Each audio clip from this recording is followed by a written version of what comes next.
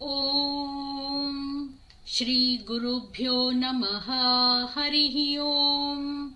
जातवेदसे सुनवाम सोममराति यतो निदहाति वेदः। स नः परषदति दुर्गानि विश्वा नावेव सिन्धुं दुरितात्यग्निः।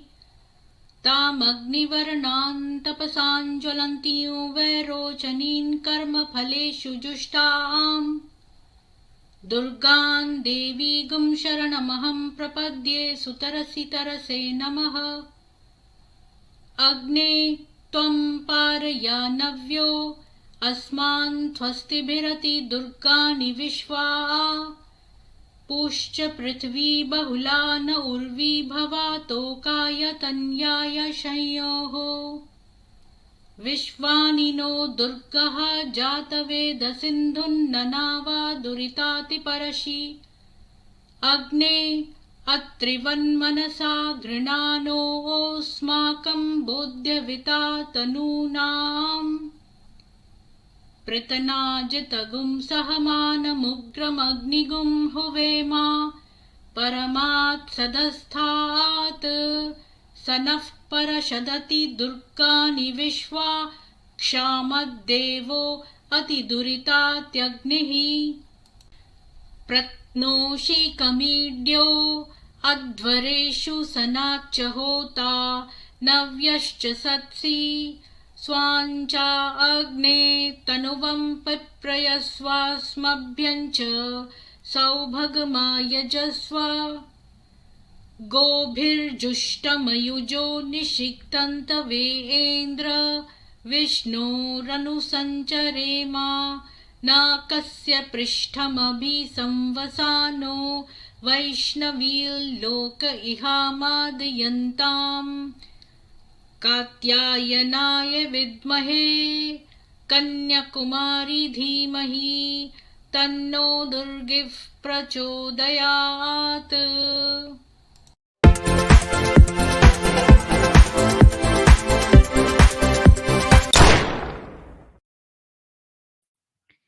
सभी को जय माँ दुर्गा। आज हम हक वाला एक्स मुस्लिम जी से बातचीत करेंगे और लेकिन उससे पहले हम कुछ न्यूज़ शेयर कर लें। आज बड़ी खास न्यूज़ हैं, तो मैं आपके साथ शेयर करती हूँ।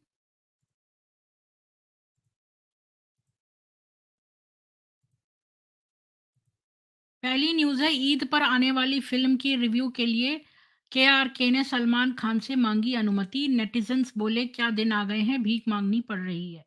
मुंबई की एक अदालत ने 23 जून 2021 को सलमान खान द्वारा दायर मानहानि के मामले में फैसला सुनाते हुए केआरके को सलमान पर कोई भी मानहानि वाला पोस्ट या वीडियो शेयर करने से अस्थायी तौर पर रोक दिया था। यह अस्थायी रोक मामले के अंतिम फैसले तक जारी रहेगी। अगली न्यूज़ है, 68 विदेशियों को भेजा गया मटिया ट्रांजिट कैंप। बारी बारी से बाकी भी लाए जाएंगे। असम में घुसपैठियों पर बड़ी कार्रवाई। मटिया ट्रांजिट कैंप लगभग 2.5 हेक्टेयर में फैला हुआ है। यहाँ लाई जा रही महिलाओं के लिए अलग सेल बने हुए हैं। यहाँ मौजूद विदेशी घुसपैठियों के लिए स्कूल और अस्पताल भी मौजूद हैं। इन सभी जगहों पर काम करने के लिए सरकार ने अलग-अलग विभागों के अलग-अलग लोगों का चयन किया है। अगली न्यूज़ है, महिला शिक्षक ने कराई सरस्वती पूजा, स्कूल ने कर दिया निलंबित। दिल्ली का ये स्कूल चलता है गुरुद्वारा प्रबंधक कमेटी के फंड से। दिल्ली सिख गुरुद्वारा प्रबंधक कमेटी के पूर्व अध्यक्ष हरविंदर सिंह सरना ने कहा, कमेटी द्वारा संचालित शिक्षण संस्थानों में मूर्ति पूजा की कोई परंपरा नहीं है। स्कूल प्रबंधन के पैसे से चलता है, लेकिन इसमें हर धर्म के लोग पढ़ते हैं। सिख प्रबंधन से प्राप्त राशि को सिखों और उनके गुरुओं के उपदेशों पर खर्च किया जाना चाहिए। गुरुद्वारा कमेटी सिख आचार संहिता का पालन करने में विफल रही है। अगली न्यूज़ है, मुस्लिम फंड के पैसे से प्रॉपर्टी डीलिंग और काला धन सफेद करने का खेल। विदेश से जुड़े तार रज्जाक सहित 3 को हरिद्वार पुलिस ने दबोचा। रज्जाक साल 1998 में मुस्लिम फंड चला रहा था। उसके कबीर म्यूचुअल बेनिफिट निधि लिमिटेड को साल 2020 में कॉर्पोरेट विभाग से मान्यता भी मिल गई थी। आरोपित के मुस्लिम फंड में 13,382 खाते चल रहे थे। इन अकाउंट में 8,716 खाते ऐसे भी थे जिसमें 500 से कम रुपए जमा थे। उत्तराखंड की हरिद्वार पुलिस ने लोगों के करोड़ों रुपए लेकर फरार हुए मुस्लिम फंड के संचालक अब्दुल रज्जाक सहित 3 लोगों को गिरफ्तार कर लिया गया है। पकड़े गए 2 अन्य आरोपित प्रॉपर्टी डीलर बताए जा रहे हैं। इन आरोपितों पर काले धन को सफेद करने की साजिश का आरोप लगा है। बताया जा रहा है कि पकड़े गए आरोपितों के तार विदेशों से भी जुड़े हैं, जहां से इन्हें मोटी रकम मिलने का भरोसा दिया गया था। इस केस में पुलिस की जांच अभी जारी है और मामले से जुड़े बाकी आरोपितों की तलाश की जा रही है। पुलिस ने इस पूरे मामले का खुलासा शुक्रवार को किया। हरिद्वार पुलिस के मुताबिक मामले की शिकायत 22 जनवरी को कोतवाली ज्वालापुर में की गई थी। शिकायतकर्ता का नाम वसीम राव है, जो इसी थाना क्षेत्र के इब्राहिमपुर का रहने वाला है। वसीम राव ने ज्वालापुर के ही सराय क्षेत्र में रहने वाले अब्दुल रज्जाक पर 2.81 लाख रुपए हड़पने का आरोप लगाया था। राव ने कहा था कि रज्जाक ने और भी कई लोगों से पैसे हड़प लिए हैं। पुलिस ने शिकायत मिलने के बाद रज्जाक के खिलाफ भारतीय दंड संहिता आईपीसी की धारा 406 और 420 में एफआईआर दर्ज कर अब्दुल रज्जाक को गिरफ्तार कर लिया है। रज्जाक ने पूछताछ में अपने साथियों नसीम उर्फ मुन्ना और मशरूर का नाम भी लिया है। नसलीम और मशरूर प्रॉपर्टी डीलर बताए जा रहे हैं। देखो, ये लोगों का करोड़ों का पैसा गमन करके भाग गए। मां सरस्वती की मूर्ति विसर्जन करने जा रहे थे हिंदू, छतों से पथराव करने लगे कट्टरपंथी मुस्लिम, कई घायल, लोगों ने बताया सुनियोजित घटना। स्थानीय लोगों का कहना है कि जिस तरह से पत्थरबाजी हुई है उससे कहा जा सकता है कि यह सुनियोजित घटना है। इतने अधिक पत्थर घरों में पहले ही इकट्ठे किए गए थे।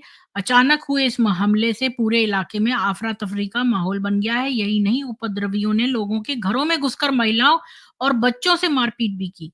यानी ये लोग छतों पर पत्थर इकट्ठे कर करके रखते हैं और उन्हें ऊपर से मारते हैं।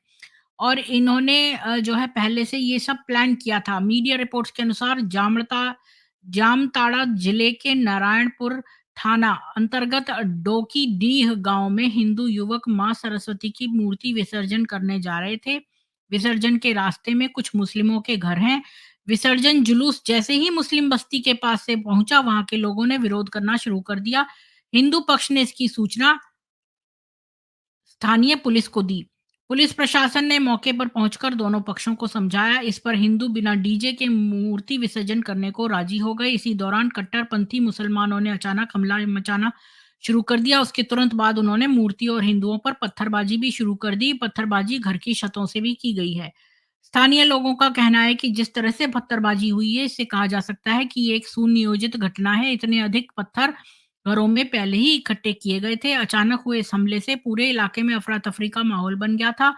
यही नहीं, उपद्रवियों ने लोगों के घरों में घुसकर महिलाओं और बच्चों से मारपीट भी की। इस पत्थरबाजी में मूर्ति विसर्जन करने जा रहे हिंदुओं समेत 2 पुलिसकर्मी भी घायल हो गए।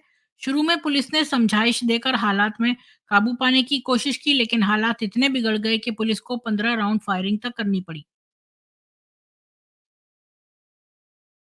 तो ये देखो, ये लोग ये काम पहले ही करके रखते हैं अपने छतों पर। तो आप लोग भी क्यों नहीं अपने छतों पर ये प्रबंध करके रखते? हम लोग क्यों नहीं, जब ये शाहीन बाग में बैठे थे तो हमने क्यों नहीं कोई एक्शन लिया? हम लोग कुछ नहीं करते हैं। बस हम लोग जो है पीछे से कहते रहते हैं गवर्नमेंट ऐसा हो, वैसा हो। हम लोग आलस्य में बैठे रहते हैं। ये लोगों ने हमारे बच्चों के ऊपर और महिलाओं के ऊपर घरों में घुस-घुस के न केवल पत्थर ऊपर जमा कर रखे थे। इतने सारे पत्थर कहाँ से आ गए जो इतने सारे पथराव हो रहे हैं? इसका मतलब इन्होंने जमा करके रखे हैं। तो आप लोग भी क्यों नहीं जमा करके रखते हो? क्या आप खाली पत्थर खाने के लिए बने हो? अगली न्यूज़ है, इस्लाम को बदनाम कर रहे हैं धीरेन्द्र शास्त्री। मुस्लिमों की घर वापसी कराने से नाराज मौलाना शहाबुद्दीन बोले, भारत हिंदू राष्ट्र कभी नहीं बन सकता। बनेगा, बिल्कुल बनेगा। ये बेवकूफ है शहाबुद्दीन, और ये इसकी जो है लाइफ इतनी ही है। जो इसने कहा है इसके ऊपर ईश्वर का प्रकोप होगा। मौलाना शहाबुद्दीन ने यह भी कहा है कि अगर छत्तीसगढ़ सरकार धीरेन्द्र शास्त्री पर एक्शन नहीं लेगी तो वो अदालत का रुख करेंगे। मौलाना ने धीरेन्द्र शास्त्री की मंच से कही गई बातों को इस्लाम के खिलाफ साजिश करार दिया है। तो तुम लोग जो पीर दरगाहें खोले बैठे हो, लोगों को ताबीज़ें देते हो और ये सारे कार्य करते हो, तो तुम लोग भी तो हमारे धर्मों के खिलाफ कर रहे हो, तब क्यों नहीं कुछ कर रहे ये लोग? यहाँ तो मेरे को कई मुसलमान आके बोले कि हमारे पीर तो बड़े चमत्कार दिखाते हैं, मूवीज़ तक में तुम दिखाते हो कि वहाँ से गूंगी लड़की आई भाईजान पिक्चर में और वो यहाँ पर निजामुद्दीन की दरगाह में उसकी आवाज़ आ गई। इस तरह कर के तुमने ये सब कुछ दिखाया है। जी मैं ये न्यूज़ खत्म कर दूँ आज हमारी स्ट्रीम हकवाला जी के साथ है, तो मैं जल्दी-जल्दी 2 मिनट और लेके ये न्यूज़ खत्म करती हूँ। जिस लव जिहाद को इस्लामी वामपंथी बताते थे कल्पना, उसे उसे देश ने माना सच। सर्वे में 53% लोगों ने कहा मुस्लिम पुरुष इसमें लिप्त हैं। ऑप इंडिया लव जिहाद और हिंदू लड़कियों के साथ हो रही ऐसी घटनाओं को लगातार सामने लाता रहा है। साल 2022 में ही ऑप इंडिया ने लव जिहाद और ग्रूमिंग जिहाद की 153 घटनाएँ कवर की थी। और स सर्वे के बाद जारी रिपोर्ट में कहा गया है कि सर्वे में भाग लेने वाले 53% लोगों का कहना है कि मुस्लिम युवक लव जिहाद में संलिप्त होते हैं और बता दें कि लव जिहाद के लिए मुस्लिमों द्वारा हिंदू लड़कियों को टारगेट किया जाता है। इसके लिए मुस्लिम अपना नाम और धर्म छिपाकर लड़कियों से दोस्ती करते हैं और फिर प्यार में फांसते हैं। और इसके बाद दबाव डालकर हिंदू लड़कियों का धर्म परिवर्तन कराया जाता है। यही नहीं, उन्हें बलात्कार और मारपीट जैसी घटनाओं का भी सामना करना पड़ता है। उसके बाद उनकी ज़िंदगी किसी अभिशाप की तरह हो जाती है और ज़्यादातर मामलों में ये लड़कियों को छोड़ देते हैं या मार डालते हैं। अगली न्यूज़ है शिवाजी महाराज की धरती पर टीपू सुल्तान का नाम बर्दाश्त नहीं। महाराष्ट्र सरकार बदलेगी पार्क का नाम। सपा के अबू आज़मी बोले ये इतिहास मिटाने की कोशिश है। अगली न्यूज़ है दाने-दाने को मोहताज पाकिस्तान अब अल्लाह भरोसे। वित्त मंत्री बोले अल्लाह मुल्क बना सकता है तो अमीर भी बना सकता है। बिल्कुल। विदेशी कर्ज और विश्व बैंक की सहायता से अब तक गुजारा चलाने वाले पाकिस्तान में लोग भोजन के लिए मोहताज नजर आ रहे हैं। पाकिस्तान में सरसों का तेल 553 रुपए लीटर, दूध 153 रुपए लीटर, आटा 150 रुपए किलो और चावल 147 रुपए किलो मिल रहा है। वहीं कमर्शियल गैस सिलेंडर की कीमत 10,000 रुपए तक पहुंच गई है। अगली न्यूज़ है भारतीय सेना के 3 प्लेन के साथ हादसा। एमपी के मुरैना में 2 लड़ाकू विमान दुर्घटनाग्रस्त। राजस्थान के भरतपुर में एक विमान क्रैश। दोनों विमानों ने मध्य प्रदेश के ग्वालियर एयरबेस से उड़ान भरी थी। अभ्यास के दौरान मुरैना के पहाड़गढ़ से करीब 5 किलोमीटर दूर निरार रोड पर दोनों विमान क्रैश हुए। दूसरा हादसा राजस्थान के भरतपुर में हुआ। अगली न्यूज़ है अमृत उद्यान। बदल गया राष्ट्रपति भवन के मुगल गार्डन का नाम। अमृत महोत्सव की थीम पर नया नाम। आज़ादी के 75 साल पूरा होने को आज़ादी का अमृत महोत्सव के रूप में मनाया जा रहा है। उसे देखते हुए भारत की राष्ट्रपति ने राष्ट्रपति भवन के उद्यान को एक सामान्य नाम अमृत उद्यान दिया है। तो अमृत उद्यान नाम हो गया है, ये मुगल गार्डन से चेंज होके बहुत बढ़िया हुआ। अगली न्यूज़ है हिंदुओं की संपत्ति को नुकसान पहुंचाना था भीड़ का मकसद। दिल्ली की कोर्ट में शमीम और कफील पर आरोप तय। स्कूल में लगा दी थी आग। 25 फरवरी 2020 को शाम 4 बजे लगभग 150 से 200 हमलावरों की भीड़ ने ब्रजपुरी स्थित Arun modern public secondary school में जबरन घुसने का प्रयास किया। यानी छोटे बच्चों की स्कूल में 200 हमलावरों ने इस दौरान स्कूल कैंपस में तोड़फोड़ करते हुए आगजनी की गई। वाहनों से लेकर कंप्यूटर लैब को भी जला दिया क्योंकि इनको लगता था ये हिंदुओं की संपत्ति है तो इसको हम नुकसान पहुंचाएंगे। रिपोर्ट के मुताबिक शमीम और कफील पर आरोप तय करते हुए कोर्ट ने कहा कि उन्होंने अपने साथ 5 से ज्यादा अज्ञात लोगों की गैर कानूनी भीड़ एक खास मकसद के लिए जुटाई थी। और कोर्ट के अनुसार इस भीड़ ने Arun modern public senior secondary school में तोड़फोड़ और आगजनी इसलिए की क्योंकि वो एक हिंदू का स्कूल था। आरोप पत्र में इस बात का भी जिक्र है कि हमलावरों का मकसद हिंदुओं की संपत्ति को अधिक से अधिक नुकसान पहुंचाने का था। कंप्यूटर लैब, लाइब्रेरी, दस्तावेज, जनरेटर से लेकर कैंपस में खड़े वाहनों तक को जला दिया गया। तो नीच हैं ये लोग। हकवाला जी, एक्स मुस्लिम, आपका बहुत-बहुत स्वागत है हमारे चैनल पे। और जितने भी लोग देख रहे हैं, ये एक मुस्लिम थे, आई थिंक ये कट्टर मुस्लिम थे और अब ये एक्स मुस्लिम हो गए हैं। तो आपका बहुत-बहुत स्वागत है हकवाला जी। शुक्रिया मैम। मैं सबसे पहले तो आपका आभार व्यक्त करता हूँ कि आपने अपने मंच पर आके मुझे अपनी बात कहने का मौका दिया। मैं इसके लिए और बहुत ज़्यादा शुक्रिया अदा कहता हूँ, और आपके दर्शकों के लिए भी, जिन्होंने अपने वक्त निकाल कर मुझे सुनने के लिए आए हैं। जी, हकवाला जी, आप शुरू से बताइए अपने बारे में, जितना डिटेल आपके लिए सेफ है बताना। तो मैं अपने आप को म्यूट कर लूँगी। आप शुरू से बताइए कि आप इंडिया के हैं, पाकिस्तान के हैं, आपके पेरेंट्स, आपके घर के बारे में कितना वो रिलीजियस थे, आप नमाज़ पढ़ते थे, आप मदरसे जाते थे और अपने सिबलिंग्स के बारे में और कितने कट्टर लोग थे और आप सुन्नी हैं, शिया हैं इत्यादि? जी, मैं बता देना चाहता हूँ कि मैं एक मुस्लिम घराने से हूँ, और मेरा बचपन में मेरी जो इस्लामी तालीमात है वो मुझे उतना ज़्यादा नहीं मिल पाया। नमाज़ों में, ज़्यादातर मस्जिदों में जुम्मे के दिन और जुम्मे के खुतबों में, और अ, फातिहा वगैरह जब होता है उसमें, तो जनाजे की नमाज के वक्त में जो तालीमात दी जाती, तो इसी इसी छोटी छोटी जगह से मुझे जो है दीन की तालीमात मालूम पड़ी। लिहाजा हमारे गांव में मदरसा नहीं होने के कारण हम लोग जो है दुनियावी तालीमात जैसे हासिल करते हैं, जैसे दुनिया के लोग, गैर मुसलमान लोग, वैसे भी हमारी तालीमात मुझे दी गई। और मैं काफिरों के साथ में उठना बैठना रहता था हमारा, और हम लोग काफिर और मुसलमान में हम लोग ज्यादा कोई फर्क हम लोग को समझ में नहीं आता था। लिहाजा हम लोग अपना दीन को फॉलो करते थे और वो लोग भी अपना दीन को फॉलो करता था। लेकिन काफी दिनों के बाद जो है वो जमात वाले जो आए, तो वो लोग जो है घर घर में एक एक बच्चों को, दो दो को लेके, मतलब जमात में भेजने के लिए रिक्वेस्ट आप करते थे। इंडिया से हो या पाकिस्तान से? जी, हम इंडिया से हैं। जी, और सुन्नी है आप, है ना? शिया तो नहीं है, मेरे ख्याल में जी सुन्नी जी, ही है। सुन्नी सुन्नी सुन्नी है। और ये जो देवबंदी होते हैं ना, वो देवबंदी वाले में से, अच्छा, वो तो जमात मतलब से वो जुड़े कट्टर, हुए। आपका घर कट्टर था बहुत, आप 5 वक़्त की नमाज़ पढ़ते थे? जी, नमाज तो पढ़ते थे, लिहाजा 5 वक्त का तो कोई नहीं पढ़ता था। अभी हम लोग के यहाँ पे अभी भी लोग नहीं पढ़ पाते 5 वक्त की नमाज। हाँ जी, मैंने देखा नहीं, सुनील कुमार जी कह रहे हैं इंडिया का फ्लैग है पिक में, मैंने देखा नहीं। हाँ, बिल्कुल है। तो आप इंडिया के ही हैं। कुछ लोग, मुझे लगता है जैसे आडम सीकर नहीं थे, लेकिन वो इंडिया का फ्लैग चलाता है, म्यूज़िक चलाता है, तो मुझे लगा कि भई वो इंडिया के प्रशंसक भी हो सकते हैं। तो मैंने कन्फर्म कर लिया। तो अच्छा, आपके घर में लोग कितने स्ट्रिक्ट थे? मतलब बहुत ज़्यादा नमाज़ी, और आपको मदरसा आप ग ग जाते थे? नहीं, मदरसा हम लोग के गांव में नहीं था, गांव से काफी दूर था, अलग डिस्ट्रिक्ट में, तो इसलिए मदरसे में हमारी तालीमात नहीं हो पाई।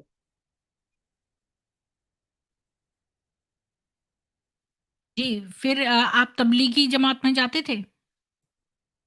जी, तबलीगी जमात में काफी सालों के बाद, मैं हायर एजुकेशन जब मैंने ले लिया बाहर से, दुनियावी तालीमात, उसके बाद से मुझे जो है वो तबलीगी जमात में भेजा गया, और वहीं से मेरा कहानी स्टार्ट होता है। जी, आप अपनी कहानी डिटेल में सुनाइए, मैं म्यूट कर रही हूँ। जी, उसके बाद से जमात में जाने के बाद मुझे जो है वो अ, नमाज के बाद, फजर की नमाज के बाद जो है वो कुरान की जो है वो तिलावत की जाती थी, बात तर्जमा। और कुरान मुझे मुझे पहली बार डिटेल से मुझे सीखने के लिए मिला वहाँ पर।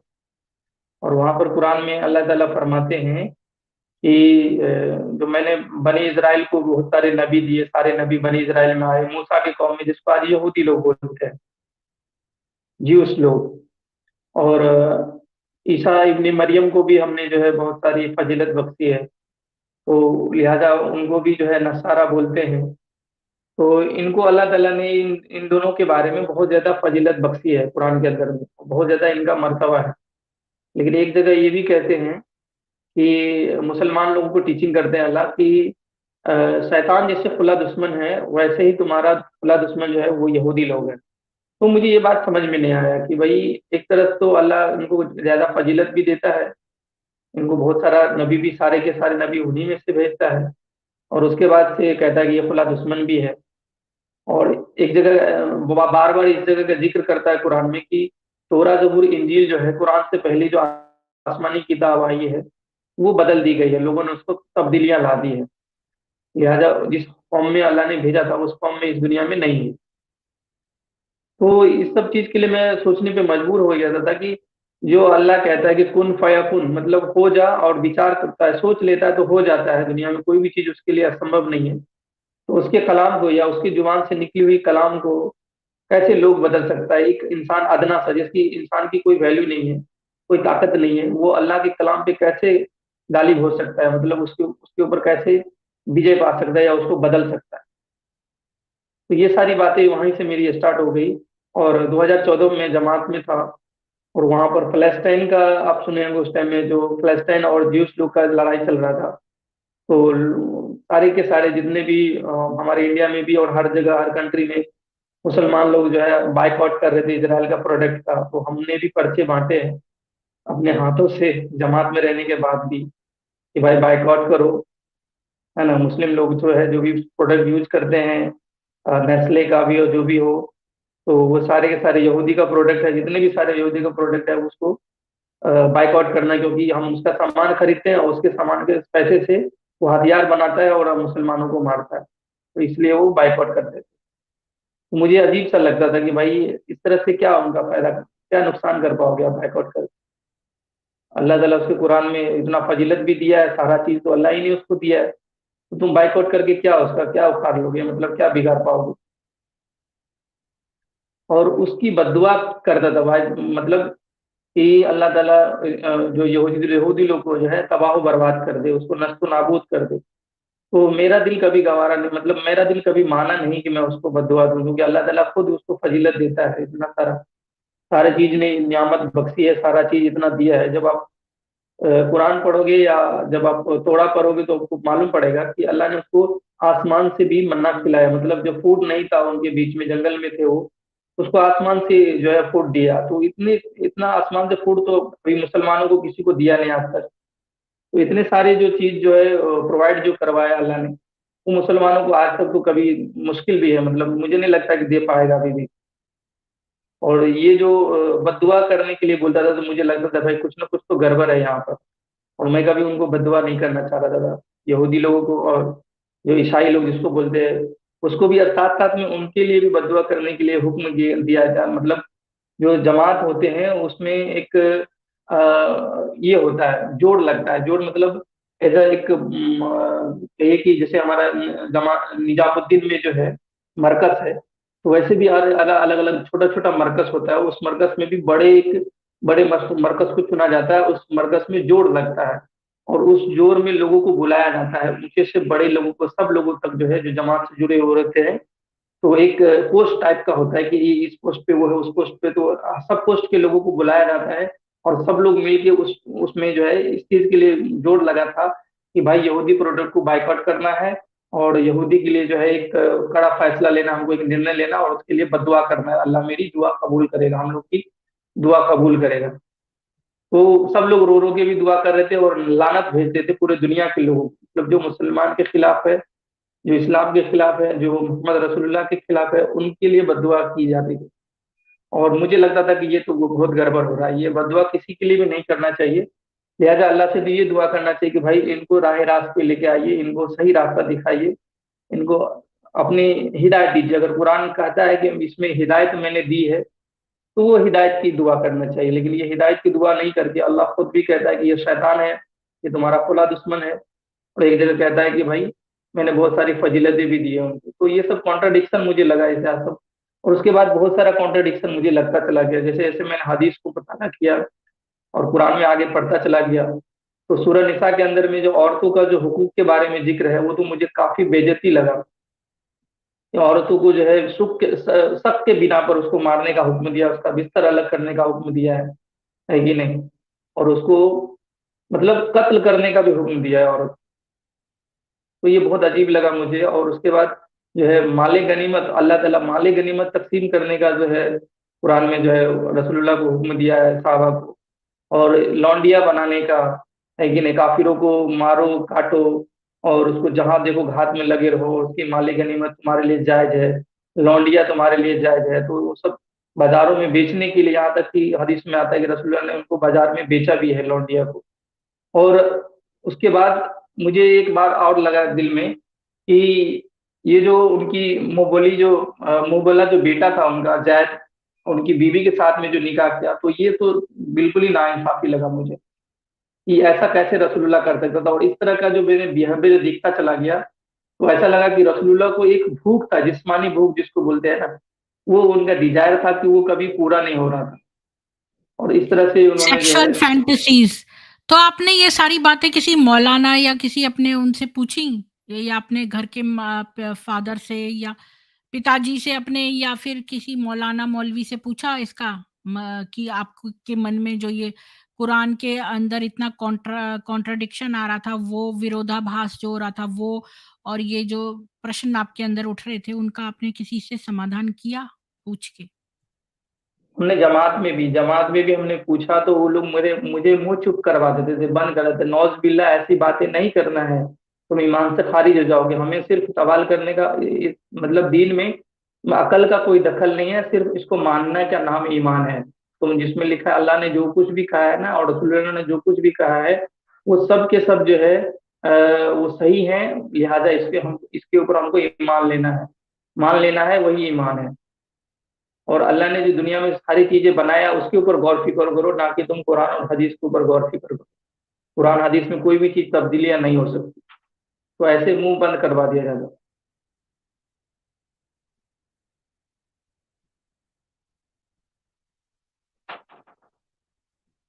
फिर क्या हुआ? फिर आप कोई यूट्यूब पर वैसे इनके फिर एक्स सवालात, मुस्लिम्स के वीडियोस भी देखते थे क्या? नहीं ये तो मैंने काफी बाद में देखा। मैं 2014 में जब मैं जमात में था, तो वहां से मेरा ये सवाल चालू होता चला गया। और उस टाइम में लगता था कि मैं अकेला हूँ, मेरे जैसा सोचने वाला लोग बहुत, मैं अकेला हूँ, अकेला फील करता था। और कभी टोटल कभी मैं कितने जैसे सवाल जमात थे 40 दिन का आपके? मैंने चिल्ला लगाया दो हुँ। बार। टोटल कितने सवाल दो आपके बार मैंने दिमाग में थे? पहला तो वो था कि मतलब आसमानी किताब कैसे बदल सकता है। तो धीरे धीरे अभी तो बहुत सारे सवाल आ गए हैं मेरे, तो अभी मैं सवाल तो गिन नहीं सकता हूँ, अनगिनत सवाल हो गए हैं। फिर जो आपको ये लोग चुप कराते थे, तो फिर आपने तबलीग की जमात में जाना छोड़ दिया, या कुछ और कहीं और हाँ से दो बार ढूँढे मैंने, वो? दो बार दो बार दो बार मैंने चिल्ला लगाया। चिल्ला मतलब 40 40 दिन का दो एक चिल्ला होता है। तो हमने एक बार चिल्ला लगाया और वहां से सारी सवालात हुए। फिर जमात में जाने के बाद लोग घर से वापस, मतलब जमात से वापस घर पे आता है, तो वो 5 वक्त की नमाजी हो जाता है, माशाल्लाह सुभान अल्लाह। मतलब गले मिलना, हाँ मुसाफा करना और नमाज पढ़ने के लिए लोगों को दावत देना, तो ये सारी बातें जो है उनके नमाजी। और सुभान अल्लाह जो तजबी होता है, वो रसूलुल्लाह के तजबी होता है, वो सब करना जो है वो जमात में जाने के बाद लोग ज्यादातर सीख जाते हैं और वैसा करने लग जाते हैं। लेकिन मेरे पास जो है वो उल्टा ही इसका होने लग गया, मैं लोगों से फिर सवाल करने लग गया था। तो लोग मुझे डांटते रहते थे, फिर मारना शुरू कर देते थे। तो इस तरह से मुझे लगता है कि भाई ऐसा कैसा है मेरा दीन हो सकता है, ऐसा कैसा जो है अल्लाह कर सकता है कि भाई अगर तुम सवाल करो तो वो सवाल से मतलब वो झुंझला जाता है, लोग उसका जवाब नहीं देता। जवाब तो मिलना चाहिए। और मुझे बहुत अजीब लगता था यहाँ पर, कुछ ना कुछ तो गड़बड़ी है कि जो जवाब देना नहीं चाहते। और वही फिर उसके बाद फिर जो भी मैं नमाज पढ़ने पढ़ता था, वो नमाज पढ़ना भी मैंने छोड़ दिया। उसके बाद फिर जमात में जाने वाले लोगों को देख के मुझे बहुत घिन आता था। तो ऐसा लगता था कि भाई ये लोग तो कुछ अलग ही चीज का टीचिंग दे रहे हैं, कुछ अलग सवाल का जवाब नहीं देते थे। तो मैं उन लोगों से दूरियां बनाने लगा। घर में मैं अजीब टाइप का मैं बिहेवियर करने लगा। जो भी लोग अल्लाह रसूल की बात करते थे, तो मैं उनसे दूर हट जाता था, या उनको फिर उनको मैं बताता था कि भाई ये सब चीज सवाल है, तो ये सब सवाल का जवाब क्यों नहीं है फिर। तो लोग भी मुझसे मुझे लगना कहने लग गया था कि भाई ये इसको क्या हो गया जमात में जाने के बाद। जमात में जाने के बाद तो लोग वो सुधर जाता है, अल्लाह रसूल की तस्बीह करता है, 5 वक्त का नमाज पढ़ता है, वो अच्छा हो जाता है उसका रहन सहन। हाँ, बाहरी लिबास मेरा जो है वो बदल गया था। मैं दाढ़ी उड़ी नहीं रखा था, जमात में जाने के बाद 40 दिन के बाद तो वो जाहिर सी बात है कि दाढ़ी बढ़ जाती है। तो मेरी दाढ़ी बढ़ गई, अच्छी खासी दाढ़ी बढ़ गई, और जो जुब्बा होता है जो शेख लोग पहनते हैं, व्हाइट करके, जो सऊदी में देखेंगे आप, सऊदी के लोग जो शेख लोग पहनते हैं, तो उस तरह का मेरा जो है ड्रेसेस हो गया। और मैं साफा वगैरह बांधने लग गया था सर में, जैसे ओसामा बिन लादेन बांधते हैं। तो इस टाइप का मेरा जो हुलिया हो गया, तो लोग बहुत मुझे अप्रिशिएट करते थे कि बहुत अच्छा है, और ये दाढ़ी को कभी हटाना मत। ये रसूलुल्लाह का एक हदीस बताते हैं कि एक साहबा थे जिनको गिने चुने दो चार दाढ़ी थे, और वो अपने दाढ़ी को हटा लिया। उसको लग रहा था कि ये दाढ़ी अच्छी नहीं लग रही है, तो हटा लिया। तो रसूलुल्लाह ने उनको कहा कि भाई, आपके एक एक दाढ़ी में मैंने 70-70 फरिश्ते झूलते देखा है, तो लिहाजा ये बहुत अच्छा लगता था मुझे देखकर, तो आपने दाढ़ी क्यों हटाई? तो ये सब हदीस सुना सुना के जो है, वो मुझे कहते थे कि ये दाढ़ी मत हटाना कभी भी, बहुत अच्छा लग रहा है, माशाअल्लाह सुभान अल्लाह, चेहरे पे नूर है, अल्लाह का नूर है ये। मुझे अजीब लगता था कि भाई, मेरे रहन सहन को पर देख कर तुम इतना मुझे अप्रिशिएट करते हो, मुझे इतना अच्छा थैंकफुल करते हो, तो मेरी जवाब क्यों नहीं देते आप? उससे वो लोग भाग जाते थे और कहते थे कि भाई, तुम्हारा जो इन्ना ओढ़ना है, और तुम्हारा जो लिबास है बहुत अच्छा है, और तुम्हारा लुक अच्छा है, अल्लाह का रोशन नूर है चेहरे पर, लेकिन तुम पता नहीं, तुम्हारे दिमाग में शैतान ने ये बात डाल दिया है, शैतान तुमको गुमराह कर रहा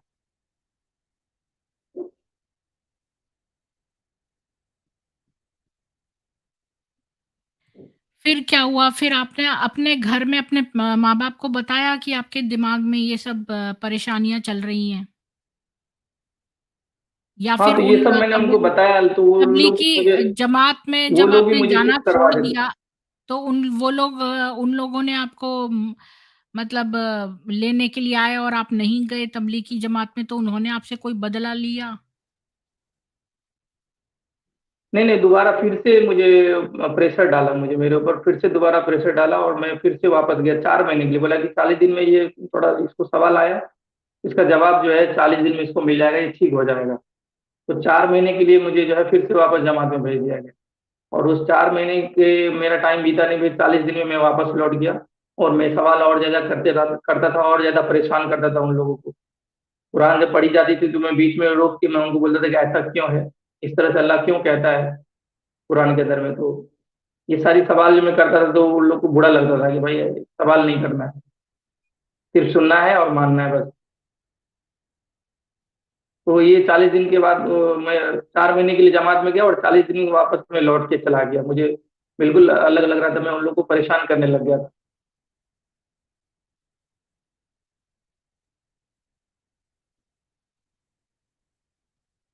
फिर क्या हुआ? तो फिर फिर वापस आप आ गए हम, एक्स उसके बाद से फिर मैं वो जमात में टॉप टॉप 3 रीज़न क्या थे जिससे आप एक्स मुस्लिम बने? पहला ये तो कि मेरा जो सवाल था पहला वो कि तोरा जबूर इंजील जिसको आसमानी किताब कहते हैं, वो अल्लाह का अगर कलाम है तो वो बदल नहीं सकता है। अगर वो बदलता है, किसी इंसान अगर बदल देता है, तो लिहाजा अल्लाह छोटा है। और हम नमाज में अजान में कहते हैं अल्लाह अकबर, मतलब अल्लाह सबसे बड़ा है, इसका मतलब अल्लाह बड़ा नहीं है, इंसान भी उससे बड़ा है जो उसके कलाम को बदल देता है। तो ये मेरा पहला सवाल था। उसके बाद दूसरा था कि औरतों का जो हुकूक है, उसको मारने का, बिस्तर अलग करने का, ये सब सारा जो बातें लिखी गई। माले गनीमत, औरत को लौंडिया बनाओ, काफिरों को मारो, काफिरों से इतना नफरत करना सिखाता था। और फिर मैं जब जमात में के बाद जब आया मुझे, तो मुझे जो टीचिंग मिली थी कि भाई, ये अल्लाह अल्लाह जो है कुरान में कहता है कि काफिरों से दोस्ती ना करो। तो मेरे तो सारे दोस्त काफिर थे ज्यादातर। मैं उनके साथ में उठना बैठना होता था, ईद बकरीद में लेना खाना पीना, मेरा सारा चीज इन लोगों के साथ में होता था। तो जमात में आने के बाद मेरे जहन में यह आया कि मैं इनसे दोस्ती करूं या ना करूं, मैं पहले से जैसा रहता था वैसा इनके साथ रहूं, बिहेव करूं, या मैं जैसे अल्लाह कहता है वैसे करूं। तो मैं काफी कंफ्यूज रहता था कि मैं इस चीज को मैं कैसे समझ सकता हूँ। और मुझे थोड़ा सा इंसानियत जो है यहाँ पर नहीं लगा मुझे कि भाई, मैं तो पहले इंसानियत की तरह रहता था सब लोग के साथ में, जैसा हर कोई जीता है भाई, आपस में कोई बैर नहीं, किसी से दुश्मनी नहीं भाई, सबसे मोहब्बत से रहो, सबके साथ में अच्छे अखलाक रखो। तो ऐसा रहते थे हम, नॉर्मल इंसान थे, नॉर्मल मुस्लिम थे। लेकिन इस्लाम से इतना तारुफ नहीं था, इस्लाम के अंदर इतना जानकारी नहीं थी। जैसे जैसे जानकारी बढ़ती चली गई, तो नफरत जो है वो गैर मुसलमानों के प्रति जो है बढ़ता चला गया मेरे अंदर। लेकिन इस नफरत को मैंने ज्यादा बढ़ने नहीं दिया। और काफी ज्यादा सवाल थे। तो मुझे लगा कि ये इंसानियत की टीचिंग नहीं है कुरान के अंदर, हदीस के अंदर, और मैंने इंसानियत को ज्यादा तरजीह दिया, और 2022 में मैंने इस्लाम को छोड़ दिया, एक्स मुस्लिम में बन गया 2022 में। और ये समीर भाई और सचवाला भाई का जो स्ट्रीम है, ये तो मैं काफी बाद में आके सुना हूँ। तो एक बार मैंने साहिल भाई की स्ट्रीम में गया था, और वो उन्होंने कहा कि कुन फयकुन, जैसे अल्लाह कहता है कि भाई मैंने कुन फयकुन करके सारा चीज बनाया, और जमीन आसमान को बुलाता है कि आ जाओ, या प्यार से आओ, या तुम जबरदस्ती आओ। तो ये सारी बातें जब वहां हो रही थी, तो मैं भी उस स्ट्रीम में गया। और पहले से तो मेरी बात काफी ज्यादा सवाल थे, लेकिन जब मैं इन लोगों को सुन रहा था, तो मुझे लगा कि भाई मैं अकेला नहीं हूँ, बहुत सारे ऐसे लोग हैं। जब मैंने यूट्यूब प्लेटफॉर्म पे मैंने ये सब सारी बातें साहिल समीर की देखा, सजवाला का देखा, तो मुझे लगा कि भाई मेरे जैसा सोचने वाला बहुत सारे ज्यादा लोग हैं, और ज्यादा इन लोग से मुझे मिलना चाहिए था, इन लोग के साथ में मेरे अपने सवाल के जवाब मिल सकते हैं। तो जैसे मैंने जुड़ा, तो मैंने मोमिन बन के जुड़ा भाई, जाहिर सी बात अभी तक मैंने छोड़ा नहीं था, कि भाई उम्मीद थी कि कोई सवाल का जवाब दे देगा, तो मैं जो है वापस अपने दिन में बने रहूंगा। लेकिन मैंने जब गया वहां पर, मैंने अपनी मोमिन बताया कि मैं मोमिन हूँ, तो उन्होंने बोला कि भैया अल्लाह इस तरह की बात करता है, तो बताओ तुम्हारे पास कोई जवाब है? मैं बोला भाई मैं भी खुद सवाल करता हूँ, मेरे पास जवाब नहीं है। और मैंने वहां पर अल्लाह की तारीफ की भाई कि इस तरह की बात है। तो फिर उन्होंने बोला कि 10 लाख रुपए आपको इनाम देंगे, 1 महीने का मोहलत भी दिया था, और 10 लाख रुपए देने की बात बोली थी। बोला 1 महीने में कोई भी मुफ्ती मौलाना मिले, उनको लेके आओ, या उनसे जवाब लेके आओ, आपको 1 महीने का टाइम देते हैं। उसी दरमियान मैंने एक बहुत बड़े आलिम थे, मुफ्ती थे, उनके पास में गया, और मैंने उनको बोला कि भाई आप एक चैनल पे आइए, साहिल भाई एक मुस्लिम है, उनके चैनल पे आइए, और 10 लाख रुपया आपको दिया जाएगा अगर आप इतने बड़े मौलवी हैं, मौलाना है, जानकार है, दीन के रहबर है, तो उनके सवाल का जवाब दीजिए, आपको 10 लाख मिलेगा। मुझे इतना मार मारा वहां पर, और मुझे मार के भगाया, मैं जान बचाते बचाते मैं वहां से भागा हूँ। और फिर उसके बाद और ये हो गया, कहाँ क्लियर का हो गया कि मौलवी भाई ये था? लड़का जो है कहाँ का दीन से मौलवी था खारिज हो जिसके गया पास है। आप गए थे? किस मौलवी के पास गए थे आप? ये हमारे गांव के, ये हमारे गांव के है। पैसा भी नहीं चाहता था वो? नहीं नहीं नहीं, वो लोग समझते थे पहले से, वो लोग जानते थे, मुझे ऐसा लग रहा है कि वो लोग जानते थे, पहले मैंने बताया कि एक्स मुस्लिम, तो वो लोग जानते थे इस बात को। उनको तो, जो मौलाना है उनको तो सच्चाई पता ही है। दूसरों को मीठी गोली पिलाते हैं, पर सच्चाई तो उनको पता है। दूसरों को बताते हैं कूड़े वाली बुढ़िया की कहानी और ये वो इधर उधर की बातें, पर सच्चाई तो उन सबको पता है। वो इसलिए नहीं बताते कि उनका बिजनेस खत्म हो जाएगा फिर। और साथ में लड़कियां तो वगैरह फिर और मेरे लड़के जो घर वालों को अपराधी हैं, बोला कि भाई ये जो है, उनको भी तो यौन शोषण करने को मिलता है ना, तो वो सारा खत्म हो जाएगा। खाली पैसे की बात नहीं है ना, बच्चे भी तो मिलते हैं ये यौन शोषण करने के लिए। तो वो सारे लूज हो जाएंगे ना, अगर उनका रहस्य सामने आ गया तो। गंदगी। हाँ, कंटिन्यू करिए। तो फिर आप एक्स मुस्लिम कब बन गए ऑफिशियली?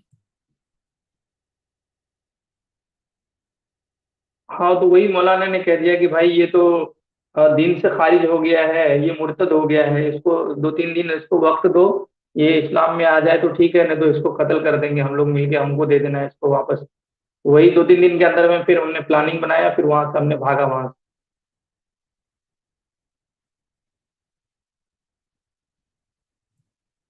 इसके बाद आपके माँ बाप को भी आपने कुछ बताया, या उनको पता था कि आप एक्स मुस्लिम हो गए हो या नहीं?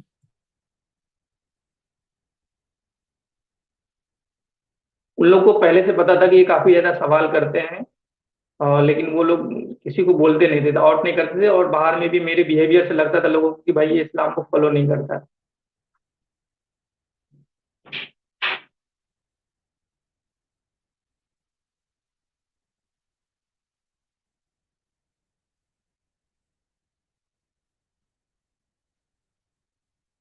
फिर आपके दोस्त वगैरह, तो आपके माँ-बाप ने कुछ, जैसे स्पार्टैकस जो था बंदा, उसकी तो माँ ने उसी के खिलाफ गुंडे भेज दिए थे उसको मारने से, जान जान से मारने के लिए।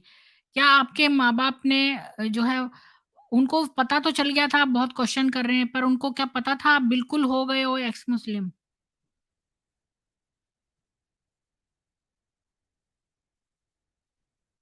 हाँ, मौलाना ने बोला कि इनको 2-3 दिन का वक्त दिया जा रहा है, इनको समझाओ, ये तो मेरे हवाले कर दो, हम लोग इसको जो है खत्म कर देंगे, इसको कत्ल कर देंगे। ये रसूलुल्लाह की गुस्ताखी कर रहा है, अल्लाह के शान में, रसूलुल्लाह के शान में ये गलत बात बोल रहा है, ये इसको कत्ल कर देंगे। तो ये 2-3 दिन के अंदर में हमने जो है अंडर प्लानिंग बनाया, और फिर अपने बच्चों बच्चों को लेकर किसी बहाने से वहां से निकल के भागे। अच्छा, तो आप शादीशुदा थे? आपकी वाइफ मुस्लिम हैं? जी, हमारे 3 बच्चे हैं। तो उन वो बच्चों का अभी तो एक्स खतना मुस्लिम है, बाद उन में मैंने बच्चों जब का यहाँ पर लाया अलग जगह पर, वो तो एक्स मैंने मुस्लिम उनको हो बोला गई? कि भाई रसूलुल्लाह की सुन्नत। नहीं, वो तो पहले से हो चुका है। वो अभी, हाँ, मेरी वाइफ एक्स मुस्लिम हो गई। मैंने उनको बताया कि ये सारी दीन की बातें जो है बताता था, तो वो यकीन नहीं करती थी। मुझे बोला कि मेरी बेटी 6 साल की अगर बेटी है, तो उसको अगर कोई मौलाना 55 साल का अगर मांगता है शादी करने के लिए, तुम दोगे, राजी हो? तो रसूलुल्लाह की सुन्नत अगर अदा करना चाहता है तो वो बोली नहीं। मैं बोला फिर एक्स मुस्लिम का जितने सारे चैनल हैं, मैंने उनको सुनाता गया और सारी बातें समझ में आई उनको धीरे धीरे। फिर उसके बाद कहते कि नहीं, मैं भी मुर्तद हूँ। उसके बाद तो फिर मेरे साथ देने लग गई। बोला मैं भी ऐसे अल्लाह और रसूल को, रसूलुल्लाह को नहीं मानती।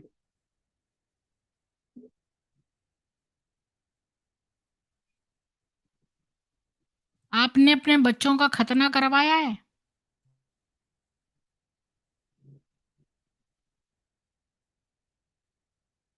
नहीं, वो तो पहले हो चुका है। मेरा बेटा काफी बड़ा है, तो वो बचपन में ही कर देते हैं ना, 1 साल के बाद या जैसे टाइम मिलता है जिसको, उस हिसाब से कर देते हैं। तो मेरे बेटे का छोटी उम्र में ही खतना हो चुका है। अच्छा, तो अब आपने कोई आपने अपना घर-वर बदल लिया है सब जगह से, स्थान से, अब आप सेफ हो?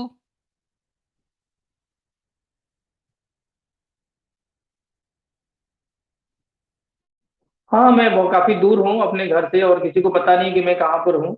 और उन लोग से मैंने कोई कांटेक्ट रखा नहीं है, मैंने सारा अपना नंबर वगैरह बदल लिया है।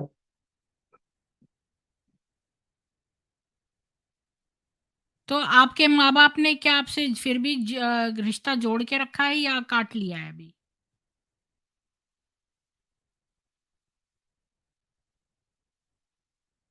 नहीं, तोड़ दिया। फिर कैसे ही उनको पता चला, तो एक बार जो है, जब मेरा पुराना नंबर था, तो उसने बोला कि दोबारा कभी घर पे वापस मत आना, नहीं तो काट के रख देंगे, खत्म कर देंगे तुमको और तुम्हारे पूरे परिवार को, सारे बच्चों को तुम्हें खत्म कर देंगे, दोबारा इधर आना मत।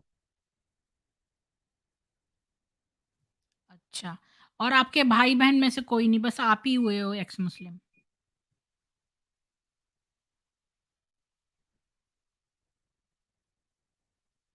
मैं सबको बोलता था, लेकिन मेरी बात किसी को समझ में आती नहीं थी, वो कोई लोग मानने के लिए तैयार ही नहीं होते थे। जी। तो अब आप जो है पूरी तरह कन्विंस्ड हो कि आपने सही फैसला लिया?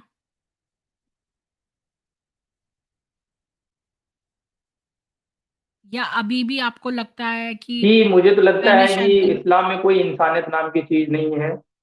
इस्लाम जो है वो एक, नहीं, हुँ, मैंने सही फैसला लिया है। मैंने इंसानियत को सबसे ऊंचा समझा है। और जिसको अल्लाह कहा गया है, मैं समझता हूँ वो एक इब्लिस है। वो इब्लिस, इसके बारे में, इसका, इब्लिस के बारे में ज्यादा लिखा नहीं है, लेकिन इब्लिस का जो चरित्र है या उसका जो भी काम है, वो अल्लाह खुद वो ऐसा कर रहा है, और रसूलुल्लाह के थ्रू करवा रहा है वो। आप कितने तो भाई-बहन हो? जब मैं डीप में पढ़ा, तो मुझे तो ऐसा पता चला कि ये अल्लाह ही रसूलुल्लाह है, दूसरा और कोई नहीं है। हाँ, हाँ, हाँ।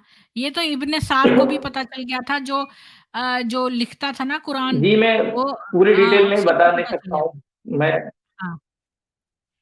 आप कितने भाई-बहन हो, ये दुष्यंत पटेल पूछ रहे हैं?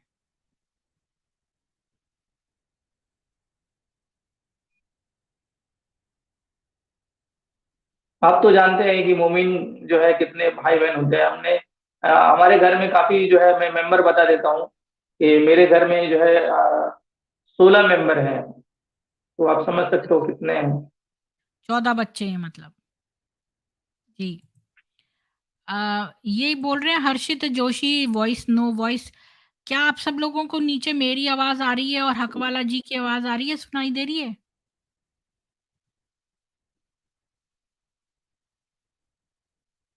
और 84 लोग जो देख रहे हैं, प्लीज़ लाइक, शेयर और सब्सक्राइब कर दीजिए वीडियो को। लाइक करने से यूट्यूब उसको आगे रिकमेंड करता है। जी, तो आपने ये बहुत सारे वीडियो देख के जाना कि अ, वाक़ई ये जो अल्लाह है और जो मोहम्मद है वही अल्लाह है?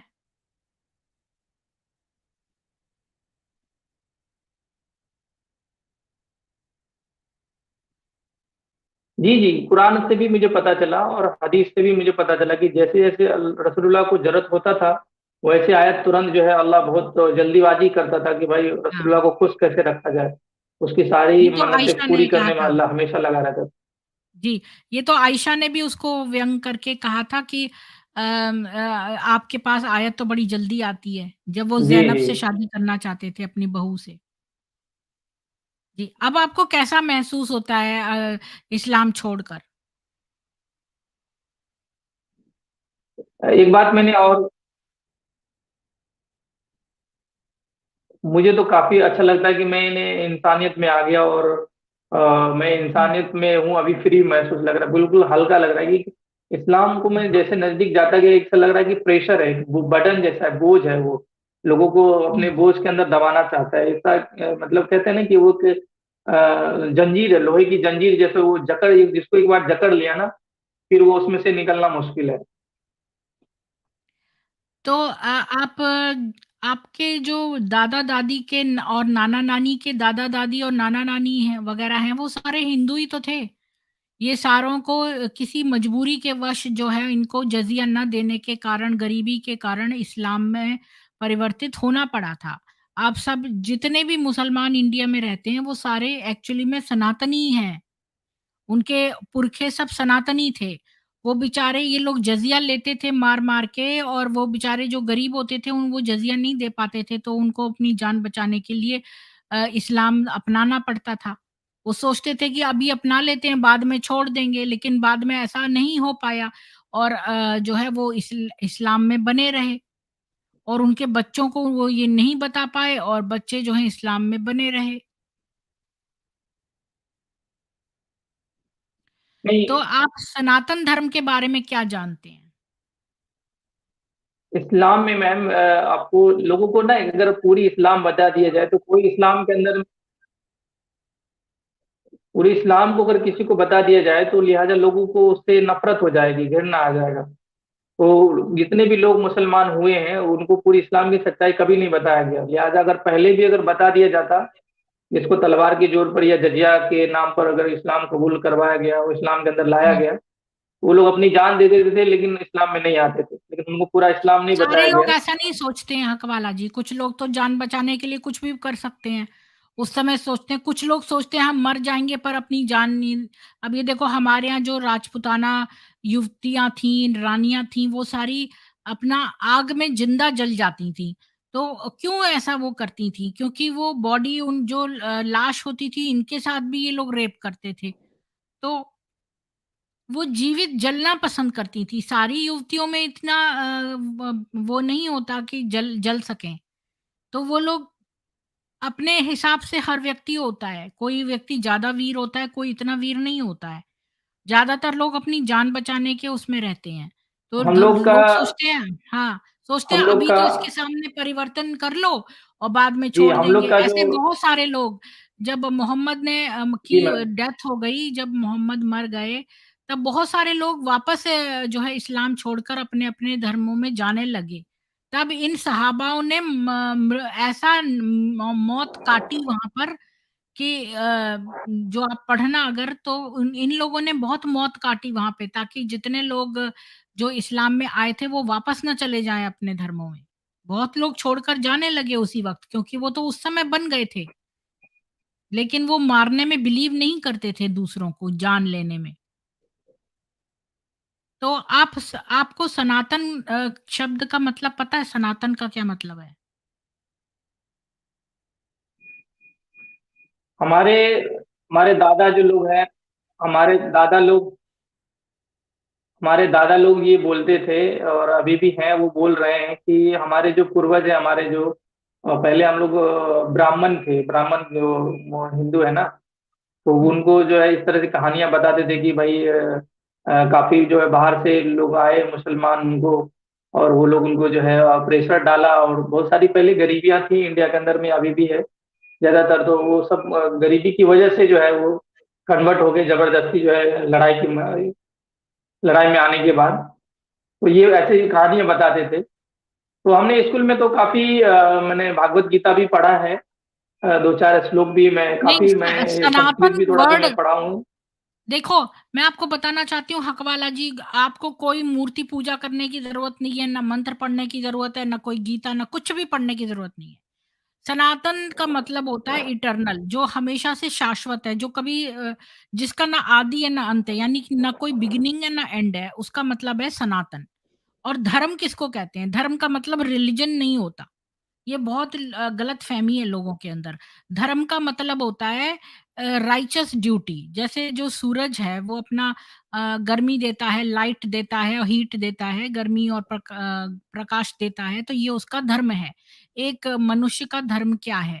एक मनुष्य का धर्म ये है कि वो एक अच्छा पुत्र हो, बेटा हो, अच्छा भाई हो, अच्छा पिता हो, अच्छा मनुष्य हो। तो ये उसका धर्म है।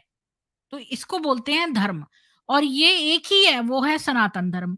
सनातन धर्म जो है वो सभी मानव प्राणी का, यानी पूरे वर्ल्ड में जितने प्राणी हैं उनका एक ही धर्म है, वो है सनातन धर्म, जिसका ना आदि है ना अंत है। वो राइचस ड्यूटी है, वो हर मनुष्य को करनी है। अगर सारे मनुष्य अपना अपना राइचस ड्यूटी करेंगे तो इस पूरे वर्ल्ड में बहुत हार्मनी, शांति और सारे कार्य अच्छे रहेंगे, राम राज्य बन जाएगा। तो इसको कहते हैं सनातन धर्म। और इसके लिए आपको केवल ये 10 बातें फ़ॉलो करनी है, जो कि मैं आपको अभी दिखाती हूँ। ये खाली ये फ़ॉलो करनी है, आपको ना कोई मूर्ति पूजा करनी है, ना कुछ और करना है। अगर आप एक एक किसी क्रिएटर में तो विश्वास करते हैं ना? या आप एथिस्ट कहते हैं अपने आप को अभी?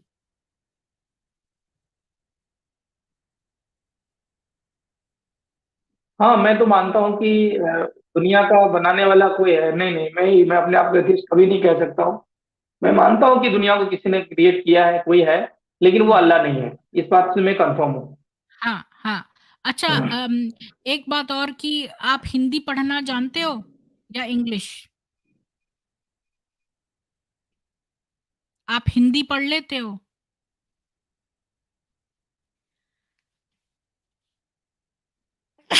जी, हिंदी भी पढ़ते हैं हम। अच्छा, तो मैं आपको ये जी दिखाना जी जी। चाहती हूँ कि अगर आप सनातन धर्म में दोबारा से अपनी घर वापसी कर लो, आर्य समाज मंदिर में जाकर और लीगल ऑफ़िशियली आप सनातन धर्म में मंत्र उच्चारण करके पूरी तरह से आ जाओ। जैसे एक्स मुस्लिम समीर आ गया है, तो देखिए ये खाली आपको ये 10 चीज़ें फ़ॉलो करनी है मनुस्मृति के हिसाब से, जो कहती है धृति यानी कि धैर्य, क्षमा यानी कि फॉरगिवनेस, दम यानी कि मन पर नियंत्रण रखना, अस्तेय मतलब चोरी न करना, शौच मतलब पवित्रता, किनकी तन की पवित्रता यानी नहा धोकर, मन की पवित्रता अच्छे विचार रखकर, वाणी की पवित्रता मतलब मुंह से अच्छा बोलकर, और कर्मों की पवित्रता मतलब अच्छे कर्म करके। ये 4 प्रकार की पवित्रता रखो। इंद्रिय निग्रह मतलब अपने सारी इंद्रियां जो हैं हमारी, 2 आंखें, 2 कान, 2 नाक, 1 मुंह, ये सारी और मन और आत्मा। तो ये सारी जो हैं वो 7 इंद्रियाँ हैं, इन पर नियंत्रण रखो। धी मतलब सद्बुद्धि मतलब अच्छी बुद्धि, कल्याणकारी बुद्धि। विद्या मतलब लोक कल्याणकारी ज्ञान, यानी कि ऐसी विद्या जिससे कि पूरे वर्ल्ड का बेनिफिट हो। सत्य बोलना और क्रोध न करना। ये 10 लक्षण हैं धर्म के। तो अगर आप ये 10 लक्षण धारण करते हैं, तो आप सनातनी हैं। ऑलरेडी सनातन धर्म में हैं आप। अगर आप इनका पालन करते हैं तो आप सनातन धर्म में माने जाएँगे। तो बस आपको यही करना है नहीं और मैम, कुछ नहीं करना। ये जो आपने 10 चीज बातें, हुँ, ये जो 10 बातें बताया, ये ऑलरेडी मैं इन सब चीजों पे, ऑलरेडी मैं इन सब चीजों को ही मैं मानता हूँ, रियल जो 10 आपने बताया ना, तो ये तो आपने बता दिया, तो मेरे लिए काफी ज्यादा हेल्पफुल हो गया। मैं इन सब चीजों को मैं ज्यादा फॉलो करता हूँ जो आपने बताया है। ये ऐसा ही हम्म। होना चाहिए। हाँ, तो बस आपको कोई ये ज़रूरी नहीं है कि मूर्ति पूजा करनी है। अभी आपने अपने डीपी में एक झंडा लगाया है और आपने एक बंदे को दिखाया है कि वो इसको सैल्यूट कर रहा है। तो मैं आपसे एक क्वेश्चन पूछना चाहती हूँ कि क्या ये आदमी जो सैल्यूट कर रहा है, वो डंडे और कपड़े को सैल्यूट कर रहा है या उस देश को कर रहा है जिसका कि वो सूचक है?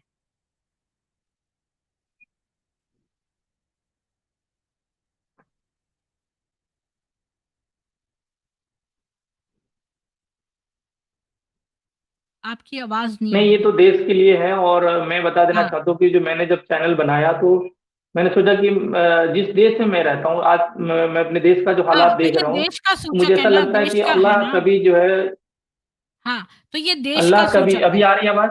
तो हाँ, आ रही है। तो मैं आपको कह रही हूँ, आप कह रहे हो ये देश का सूचक है। तो इसी तरह जो मूर्ति पूजा है, जो लोग हैं वो मूर्ति खाली फ़ोकस करने के लिए, कंसंट्रेशन करने के लिए रखते हैं। मूर्ति को नहीं पूजते हैं, वो मूर्ति जिसका सूचक है ईश्वर का, उसको पूजते हैं। ये नहीं कहते, अरे पत्थर की मूर्ति मैं तेरे को पूजता हूँ। ये वैसी ही बात है जैसे आप डंडे और कपड़े को नहीं पूजते हैं, जिस देश को वो रिप्रेज़ेंट करता है, उस देश की रिस्पेक्ट करते हैं। उसी प्रकार मूर्तियाँ जो लोग रख के पूजा करते हैं, वो लोग मूर्ति की पूजा नहीं करते हैं, वो करते ईश्वर की पूजा है, क्योंकि ईश्वर हर जगह है। वो पत्थरों में भी है, वो मूर्तियों में भी है, कैसे भी है। तो हम अगर कोई चीज़ सामने रख लेते हैं, तो जो लोग सरल होते हैं, सीधे-साधे लोग होते हैं, उनसे वैसे पूजा नहीं होती है। सामने कुछ रख लो, तो ज़्यादा अच्छा उनको पूजा पूजा सरल हो जाती है। तो ये वो जो मूर्ति है वो उसका सूचक है, जैसे कि ये झंडा जो है वो देश का सूचक है।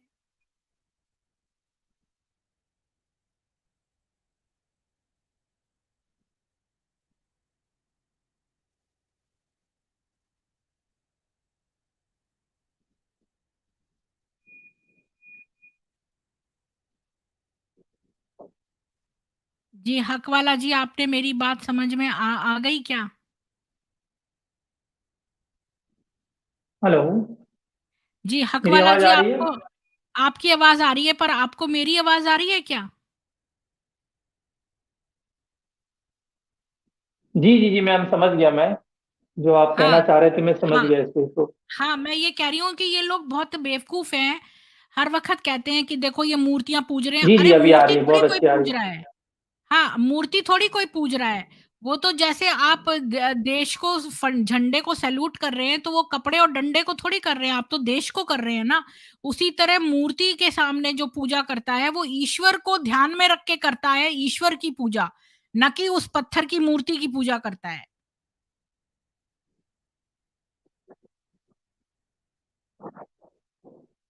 हमारे यहाँ पर ना कोई कंपल्शन नहीं है कि आप मूर्ति रखकर ही पूजा करो। आप वैसे भी ईश्वर को मान सकते हो बिना मूर्ति रखे। जहाँ हमारे तक जो मुझे थोड़ी सी जानकारी हाँ, है कि जैसे इस्लाम के अंदर में आपको नमाज भी।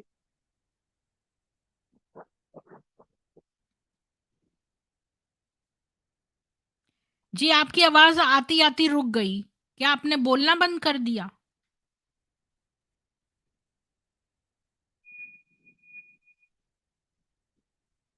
इस्लाम में मैम जो है ना, हर चीज के लिए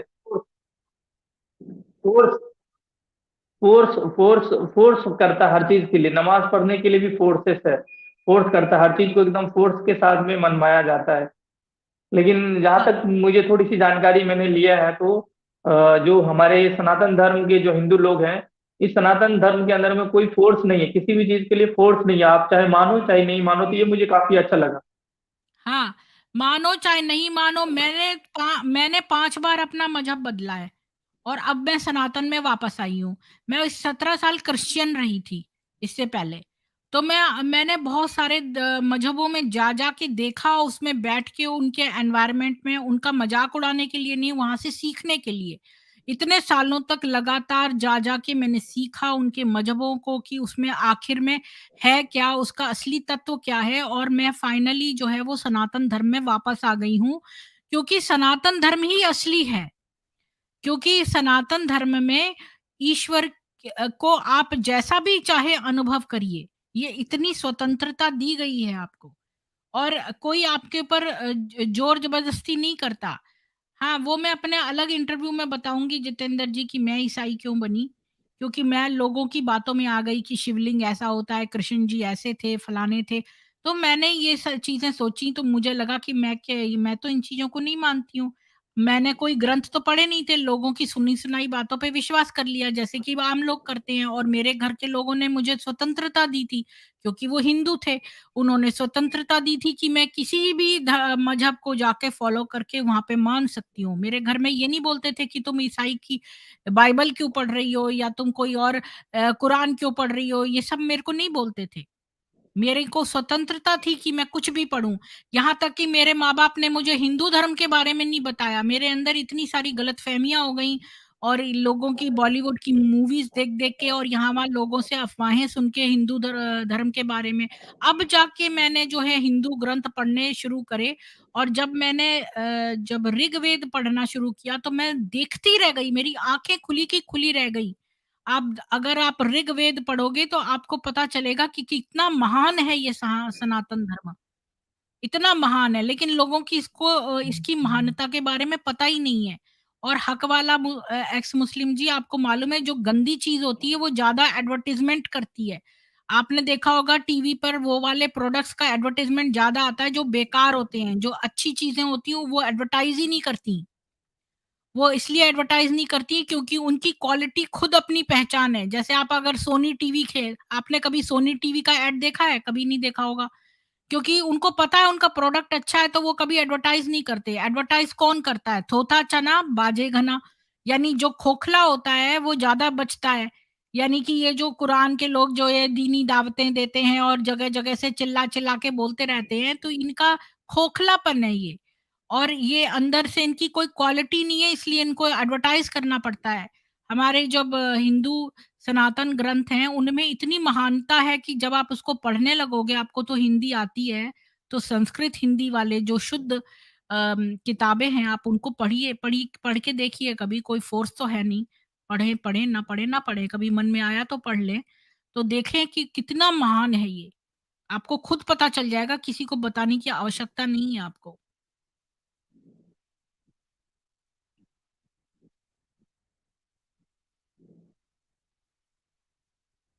देखिए, मैं आपको एक बात और बताना चाहती हूँ, मेरी आवाज़ आ रही है आपको? हक वाला एक्स मुस्लिम जी, आपको मेरी आवाज़ आ रही है? जी मैम, जो भी मैं अभी हाँ, मेरा स्टडी चल मैं ना रहा एक है, मैं सारे क्वेश्चन आपसे धर्मों को पूछना जो है मैं चाहती अभी पढ़ाई कर रहा हूँ, मैं सारे धर्मों की किताबों। जी, मैं आपसे खाली एक क्वेश्चन जी जी, पूछना आपकी चाहती हूँ। आवाज़ आ रही है, थोड़ी सी रुक के आ हाँ, रही है लेकिन पूरी आवाज़ आ रही मैं ना आपसे एक क्वेश्चन पूछना चाहती हूँ।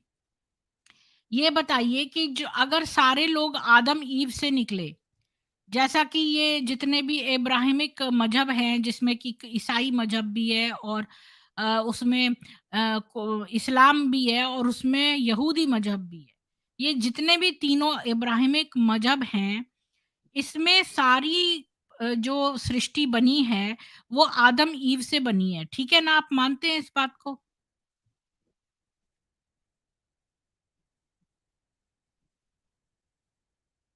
आप मानते हैं इस बात को कि सारे लोग आदम ईव हव्वा से हुए हैं?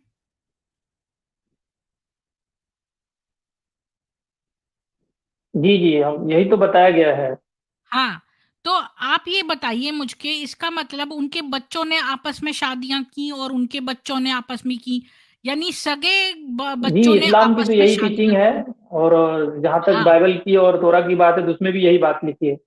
हाँ, तो आप अपने दिमाग से सोचो कि जो जेनेटिक अगर आपने थोड़ी भी बायोलॉजी पढ़ी होगी, तो कितना भयंकर जेनेटिक म्यूटेशन हो जाएगा अगर सगे सगे भाई-बहन आपस में शादियाँ कर रहे हैं तो। अगर आदम ईव के बच्चों ने आपस में शादियाँ कर लीं और उनके बच्चों ने आपस में कर लीं, तो इतने बरसों में तो बहुत जेनेटिक म्यूटेशन हो जाना चाहिए था। ये तो इंसेस्ट है। इसको इंसेस्ट बोलते हैं इंग्लिश में, INCEST, इंसेस्ट। तो आदम और ईव के सगे बच्चों ने आपस में शादियां कर ली और उनके बच्चों ने आपस में, तो अब तक तो इतने वर्षों में तो जेनेटिक म्यूटेशन इतनी नहीं, ज़्यादा ये आप सही कह रहे हैं, ये आप सही कह रहे हैं, हाँ, ये आप सही कह हाँ, रहे हैं। तो ये कैसे मुमकिन है कि इतने सारे लोग जेनेटिकली म्यूटेटेड नहीं है? मतलब सब सब लोग तो आपको रिटार्डेड नहीं दिखेंगे इधर-उधर।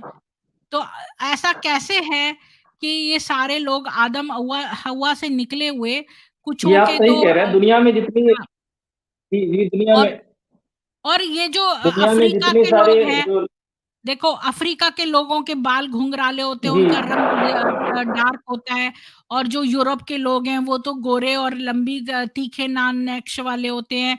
चीनी लोग होते हैं, उनकी आँखें छोटी-छोटी होती हैं, तो इतनी वैरायटी लोगों की एक ही आदम ईव से कैसे निकली?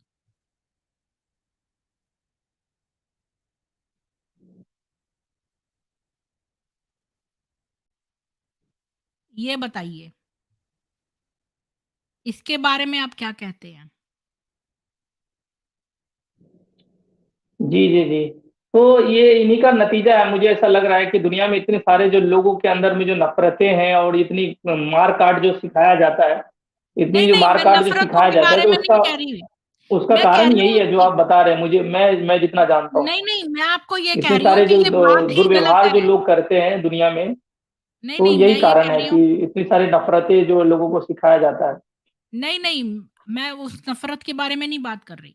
मैं आपसे एक फंडामेंटल क्वेश्चन पूछ रही हूँ कि अगर सारे लोग अगर ये बात सच होती कि सारे लोग सारी दुनिया जो है आदम ईव से बनी होती, तो अब तक लोगों के अंदर मेंटल रिटार्डेशन आ गया होता, इतना इस कदर तक जेनेटिक म्यूटेशन हो जाती कि आपको साधारण लोग दिखते ही नहीं और इतने सारे वैरायटी लोगों की नहीं दिखती। तो ये बात कि सारे लोग आदम ईव से निकले हैं, ये बात गलत है।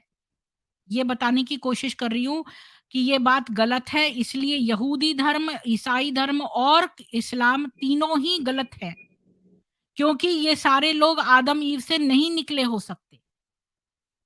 अगर आदम ईव से निकले होते तो जेनेटिक म्यूटेशन बहुत हो जाता और दूसरी बात हम सबका डीएनए एक होता, हम सबका तो डीएनए अलग-अलग है।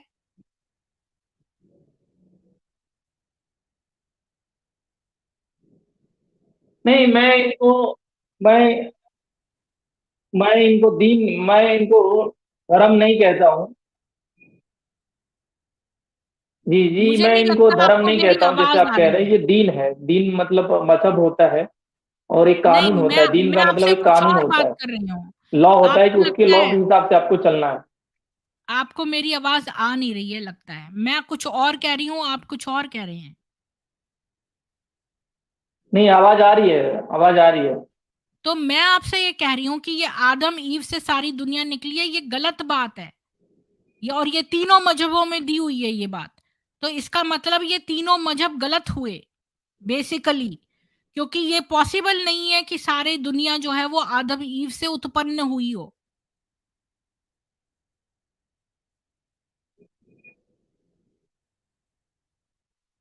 हाँ, तो मैं देखिए एक्चुअली क्या है ना, तो ये मेरी वहाँ सारे तक कहाँ उतनी से पहुँच आए? नहीं है।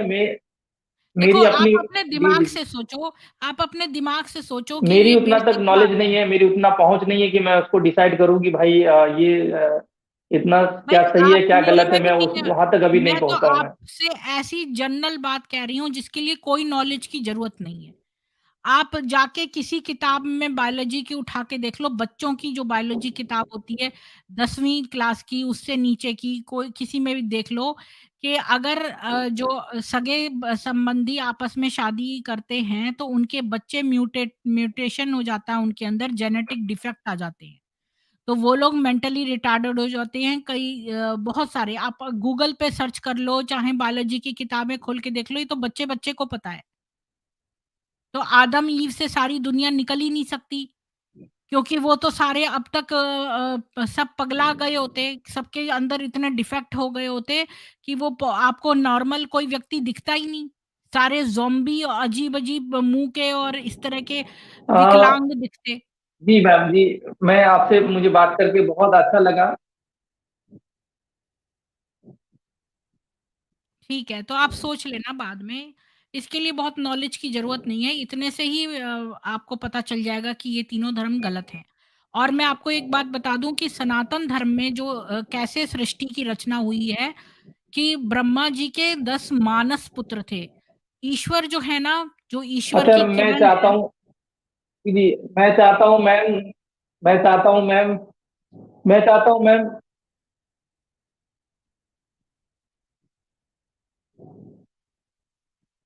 जी, बोलिए।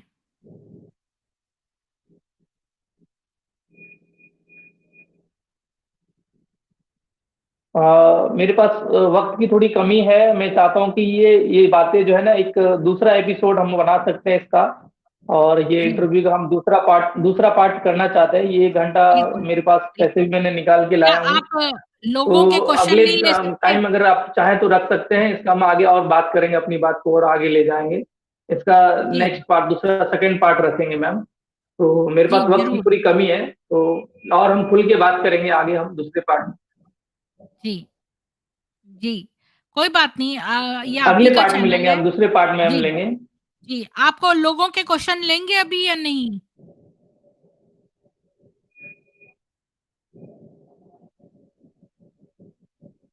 तो मैं विदा चाहता हूँ, मेरे पास वक्त की कमी है। मैं आपको ठीक है। शुक्रिया कहता हूँ। धन्यवाद आपका जो आप जुड़े और आपने हमें समय दिया। ये आप ही का चैनल है, आप आते रहिएगा। अभी नहीं लूंगा, मेरे पास वक्त की कमी है। मैं इसका सेकंड पार्ट, अगर आप मेरा इंटरव्यू कर लेंगे, आपके स्ट्रीम में आएंगे, तो फिर दोबारा हम क्वेश्चन लेंगे, हम जरूर लेंगे। जी, ओके। धन्यवाद आपका आने का। जी, 91 लोग जो देख रहे हैं, प्लीज़ लाइक कर दीजिए शुक्रिया वीडियो मैम, को। आपने मुझे वक्त दिया, और मैं चाहता हूँ कि इसका सेकंड पार्ट भी रखें आप। ठीक है। धन्यवाद। Thank you ji, ma'am. जितने थैंक यू, गुड नाइट सभी थैंक को, यू। गुड गुड नाइट जितने भी गुड देख रहे नाइट, हैं शुभ सबको। रात्रि। जय हिंदू राष्ट्र। जी। जितने लोग देख रहे हैं इस समय, लाइक शेयर कर दीजिए ठीक है, एक जय हिंद, बटन। वंदे मातरम मैडम। सभी को जी, जय जय हिंद, हिंद। वंदे मातरम। जय हिंद।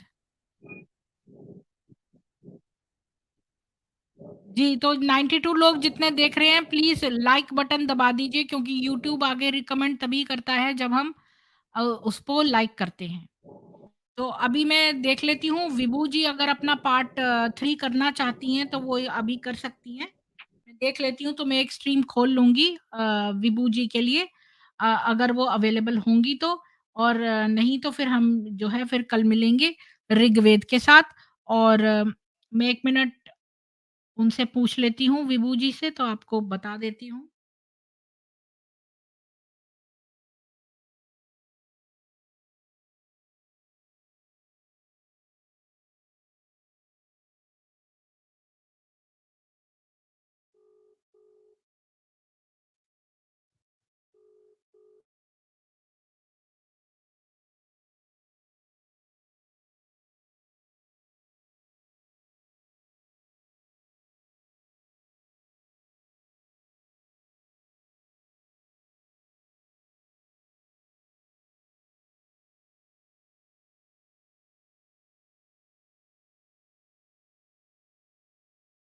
अच्छा, ऊपर कोई नहीं है, पर कोई अगर आके अपने व्यूज़ रखना चाहता हो तो मैं एक लिंक दे देती हूँ। हमारे पास अभी टाइम है। कोई अगर अपने व्यूज़ रखना चाहता हो तो मैंने लिंक दे दिया है, तो अपने पॉइंट्स रख सकते हैं इस बारे में। नहीं तो फिर हम कल बात करेंगे।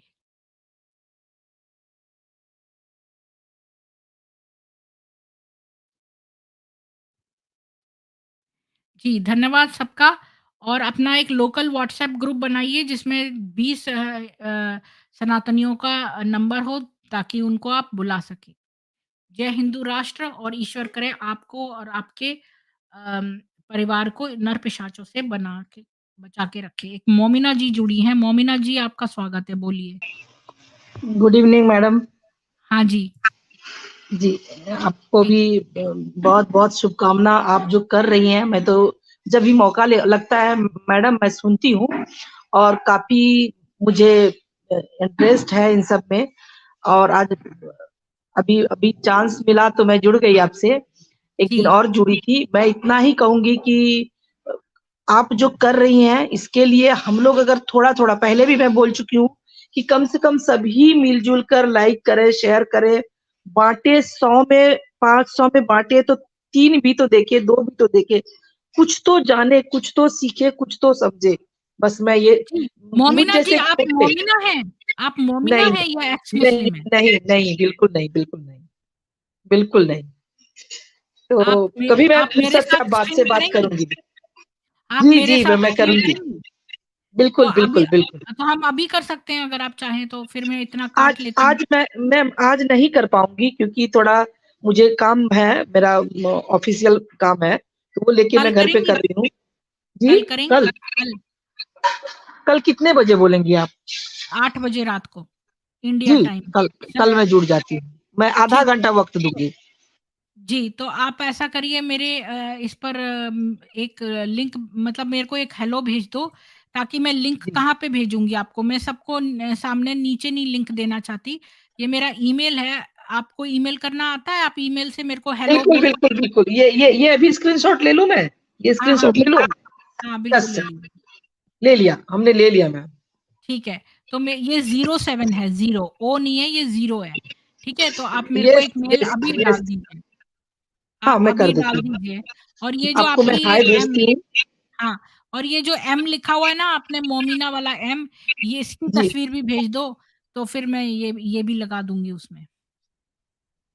ठीक है, अगर नहीं भेज ठीक है। सकती तो कोई बात नहीं, मैं इसमें से काट हाँ, लूँगी। हो सकता है कि मैं नहीं भेज पाऊँ तो ठीक है, कोई बात नहीं फिर। ठीक है? बस मुझे ये हेलो करके भेज दो ताकि मैं आपको अच्छा, लिंक भेज दूँगी कल के लिए। अच्छा मैं डिस्कस क्या करूँ पहले वो मुझे आप गाइड करें प्लीज़। आप बस लिख के कुछ नहीं लिखना, बस मेरे को मेल पर हेलो भेज दो आप, हाय कुछ भी ऐसी ठीक है, खाली मेल ओके, भेज दो ओके, ताकि मेरे पास आपके ईमेल का एड्रेस आ जाए और फिर मैं ठीक है, उस पर आपको लिंक भेज दूँगी कल का। ठीक है, ठीक है मैम, ठीक है। अभी ठीक है करती ना? हूँ मैं और हाँ, बहुत-बहुत शुभकामना आपको बहुत-बहुत दिल आप से, एक्स हृदय से मुस्लिम हो गई? मतलब आप एक्स मुस्लिम हैं, इंडिया से हैं या आप पाकिस्तान से हैं? नहीं, नहीं, नहीं मैं मुस्लिम नहीं हूँ मैम, मैं हिंदू हूँ। ओह! तो फिर कैसे आपने मोमिना नाम रखा हुआ है? मैंने नाम रखा किसी कारण से और हुँ। एक्चुअली हमने मोमोना रखा था, वो मोमिना हो गया। मोमोना रखा था मैंने। अच्छा, तो फिर हिंदू हाँ, मतलब फिर मैं आपसे क्या पूछूँगी? मतलब मैं आपने तो बताती इसमें हूँ ना, कुछ भी नहीं मैं लिखा। बताती हूँ ना। मैं हिंदू से क्रिश्चियन बनी फिर हिंदू बन गई। अच्छा मैं भी हिंदू से क्रिश्चियन बनी फिर बन गई। हाँ, मुझे आपका हाँ, तो पता है ये अच्छा, अच्छा, अच्छा। ठीक है, ठीक है तो नहीं फिर चाहते कल तो भी आपके कोई साथ बात नहीं। ऑलरेडी मेरा एक ने इंटरव्यू किया था इसी कारण से, मैं नहीं चाहती थी फिर भी उन्होंने कहा नहीं मुझे आपका लेना है। तो आर्यपुत्र जी ने आपको एक बार मैं बताई भी हूँ। आपने कहा हुँ, था कि एक बार मेरे साथ भी जुड़े आप। हुँ, हुँ, आपको हुँ। याद नहीं है क्योंकि आप इतना काम करती हैं, याद हाँ, नहीं रह सकता है। तो क्यों आपने क्रिश्चियनिटी छोड़ी ये बताएँगी आप? मैं इस तरह से जुड़ी नहीं थी। जबरन इन लोग सवार हो जाते हैं, इतना तो आप जानती ही हैं ना। अच्छा ठीक है तो तो कल सुनेंगे आपकी स्टोरी। हाँ, कल हाँ, सुनते हैं। ठीक है। ठीक है, ठीक है, ठीक है। बहुत-बहुत शुभकामनाएँ। गुड और नाइट। Good night. जी, तो आप सब लोगों को जय हिंदू राष्ट्र और कल फिर मिलते हैं ऋग्वेद के समय। और अभी अगर विभू जी ने तैयार हो गई तो हम विभू जी के साथ कर लेंगे स्ट्रीम। जय हिंदू राष्ट्र।